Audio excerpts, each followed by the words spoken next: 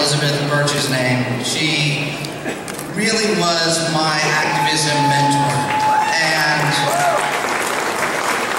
I learned so much working with her, and she holds a very, very special place in my heart.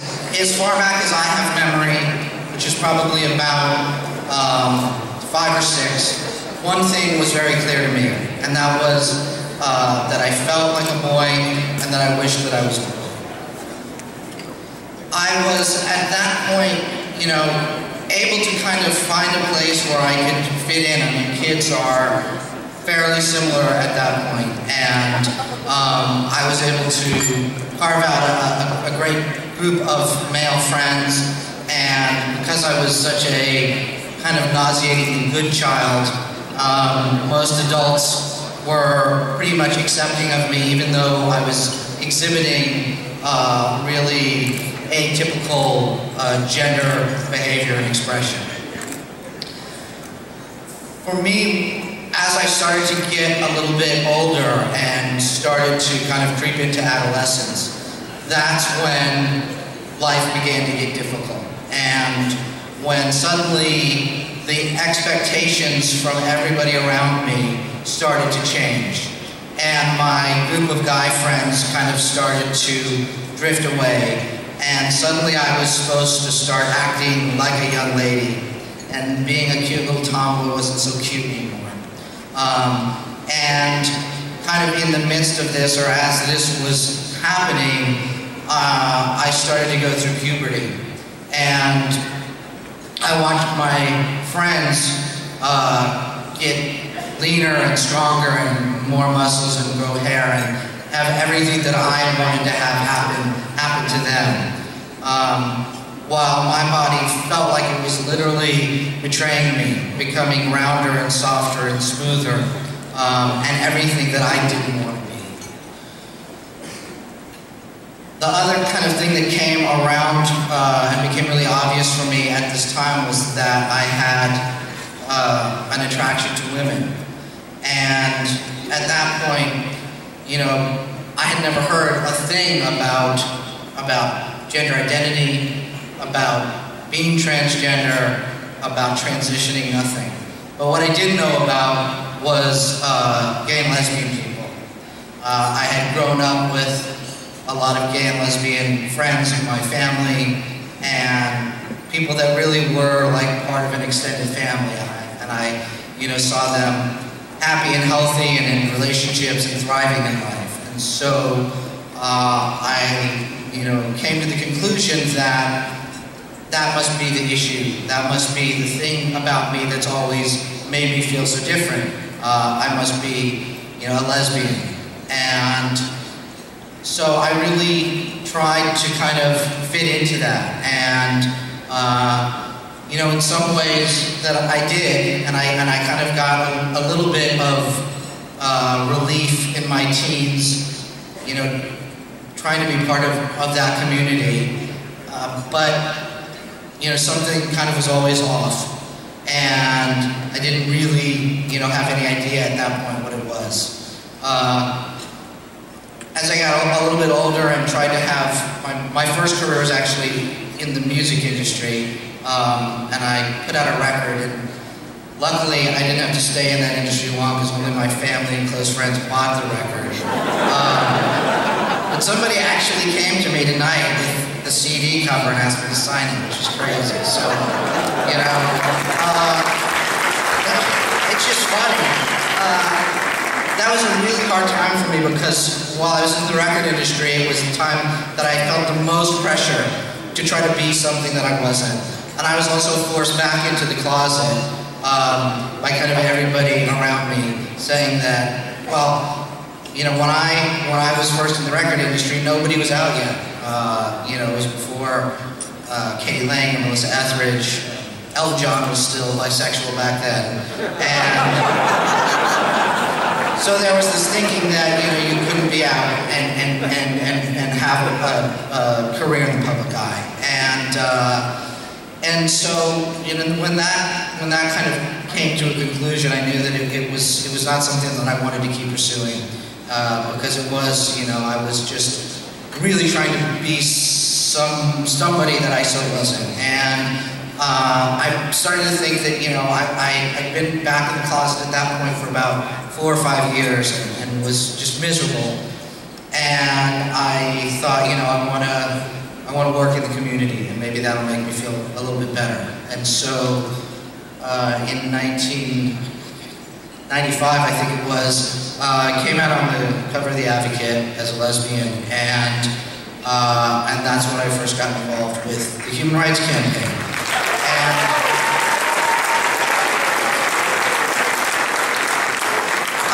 I was asked by Elizabeth Birch that year to come out to DC and take part in the reintroduction of the Employment Non-Discrimination Act to Congress.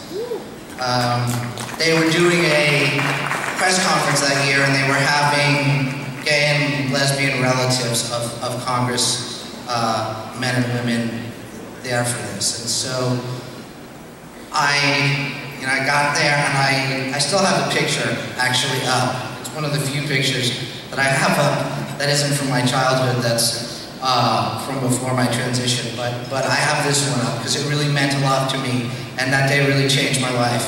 And it's me, Elizabeth Birch, Senator Kennedy, Candace Gingrich, kind of, you know, just a banner day in my life. And after that, I remember hooking up with my dad, who took me down to the House floor and showed me, you know, got to meet the other Congress people and you know, saw where they voted. And I remember thinking, wow, this is, you know, this is really cool. This is something I could actually really get into. Maybe someday I'll run for office. I will.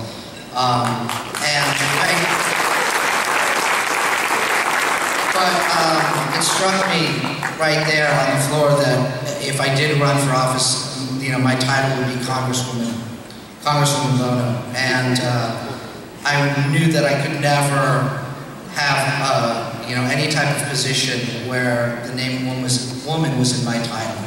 This was probably about 6 years before I even realized I was transgender.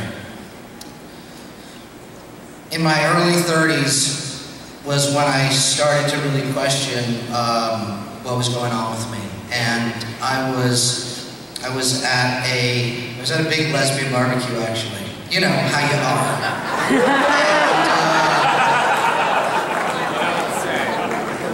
And anyway, I was kind of watching people interact, which I realize now I did a lot, because I never really felt like I fit in, so I was always kind of hanging back and observing other people interact and try to kind of figure out where I belonged in it all. And so this day I remember just kind of walking around this barbecue and listening to all of these different women's, you know, conversations. And it was, you know, it was a virtual, you know, potpourri of lesbians here, and really, you know, representing all different kinds of, you know, femme, butch, lipstick, sporty, you know, you name it. And I realized that the one thing that they all had in common was that they all felt comfortable with their female gender identity. Regardless of their expression of it, you know, they always felt comfortable being women. And I realized that day that that was something that I never, ever felt comfortable with. I think that, you know, somewhere along the line when I was a kid, I came up with this notion that there was a small portion of the lesbian community that felt the way that I did, which was that, you know, I felt male, I wished I was male, but I wasn't, so I was going to make the best out of it. That day at that barbecue, listening to all of those women speaking, it finally hit me that that is actually not the definition of any type of lesbian. And so if that's how I felt, what did that make me? At that point, I started to realize that I was transgender. And again, it kind of at first made me feel better, and then I thought, oh my God, okay, so I am, now what am I going to do about it? I was absolutely terrified, 100 more times terrified than I was about coming out as a lesbian. Terrified of what would happen to my life if I came out and I transitioned. Because for me, I knew that doing it privately, like most people do, wasn't an option. And I had worked in this community for many, many years. And I didn't know what the people, my colleagues, I thought I would literally become, a laughing stock, a public joke, lose everybody who loved me, be rejected by my family, my friends, my colleagues. It took me almost 10 years to work through all of the fears and everything that I had going on with me. And, over that decade, I can't really express the pain that I felt being once again back in the closet. My first book, Family Outing, was a coming out guide for gay and lesbian people and their family members. And here I was back in the closet, posing as a lesbian, if you can believe that.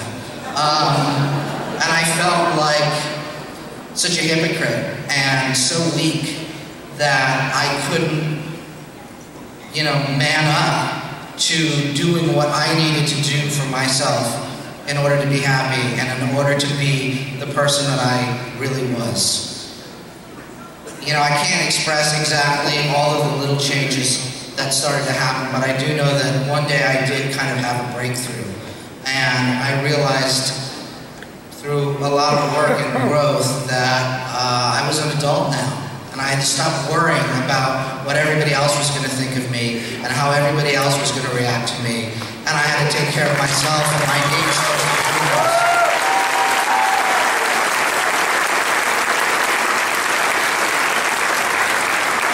And when I kind of had that moment of clarity, from that point on, literally, all the fear and everything that I had disappeared.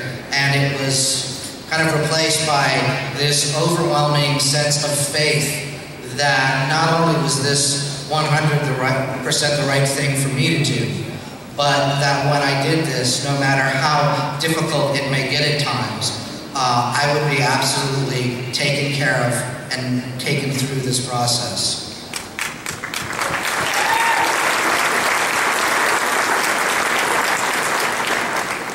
So when I finally started my transition, I had expectations of what I thought my life was going to be like afterwards. I mean, I've been thinking about doing it for 10 years. But what I want to tell you is that the expectations I had for my life post-transition were 1/100th of how profound and how amazing my life has been, and how I finally, for the first time, it took 40 years to get here, but I finally feel comfortable. And I finally am able to be who I am.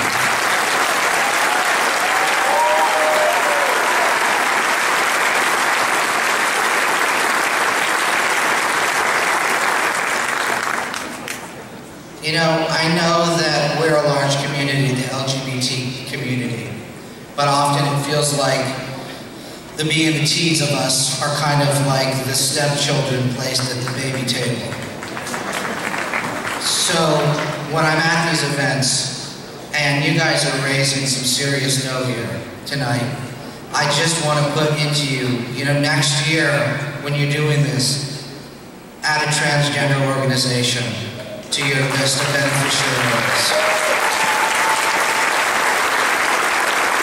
We're about 20 years behind the gay and lesbian movement. We desperately need your help, and we need your resources, and we really do have very much in common. And I urge you to, get to know a little bit more about the T of the LGBT. Thank you guys very much.